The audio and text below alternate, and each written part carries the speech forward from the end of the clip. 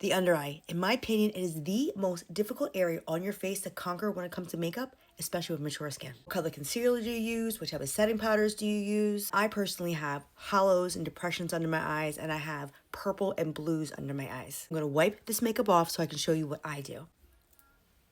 My under eyes, they are hollow, they're depressed like me, and there's some purple and blues and even yellows. Please make sure your entire face is well hydrated and moisturized, especially your under eyes before you put your makeup on. Great skincare will change the outcome of your makeup. I'm going to negate these hollows and dark circles before I put concealer on. First, I'm gonna use some more skincare. This is Colleen Rothschild. There's peptides, hyaluronic acid, and caffeine in here with a peachy illuminated glow. So it's gonna help draw some of your hollows out. This is not in lieu of a color corrector, but there's a lot of hydration. Need the smallest amount, like a little teeny, like this. You can apply it with your fingers or you can use a brush. I'm gonna do one eye so you can see the difference. I like anything that's going to give my under eye hydration and boost collagen. You can see the luminosity from here, but I still need to negate these hollows and dark circles. I'm going to use a peach color corrector. This is Huda Pink Pomelo. I'm going to designate the peach color just in the area that needs correcting. A little goes a long way. You can always add more. I use a tiny little brush and I just gently tap just to diffuse the color, and then I use my finger to tap it in.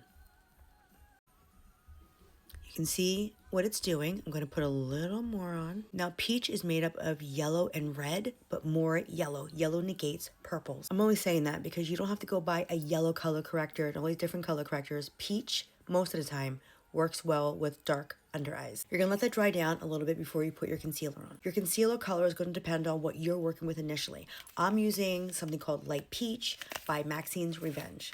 I also sometimes use a pink just for more brightness. I use Maxine's Revenge concealer. One is a hybrid makeup. You can use it as a concealer, a contour, or a foundation, and there's 69% hydration. I never apply my concealer directly under my eyes. I have too many wrinkles for that shit. And that's where you get in trouble with the creasing. It's going to get under my eyes anyway after I blend. I just use my finger to blend under my eyes. See, it's kind of getting under my eye anyway. And this is why I don't even wear foundation. You can just be so creative with your concealer.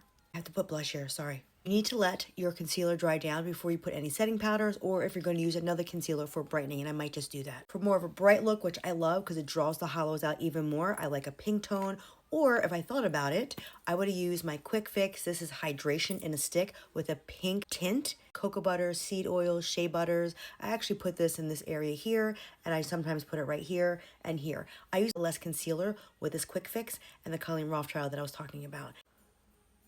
This is the color, just for a reference. I would put it right here, but I don't want to ruin my concealer. But a lot of times I do put this right in the corners, and then I put my concealer on. Quick Fix, Science of Pretty. I'm gonna put a little pink on right there.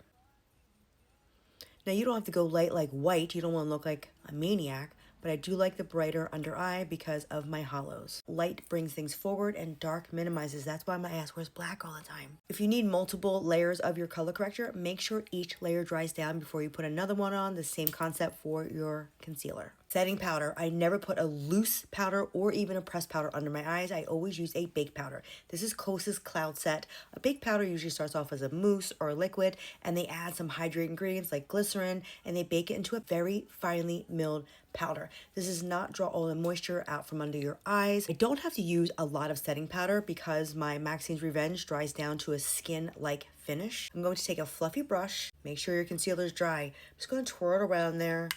Tap it. Oh, I forgot. If you have any creasing, make sure you take care of that before you put your setting powder on. You're going to take any type of balm, a Q-tip, and you're just going to buff those creases out before you put your setting powder on. Now back to the regular schedule program.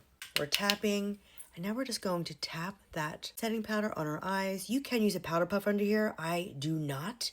I just do a couple layers. I know it's an under eye tutorial, but I need to add some blush. This is the final look. You can see the hollows are drawn out.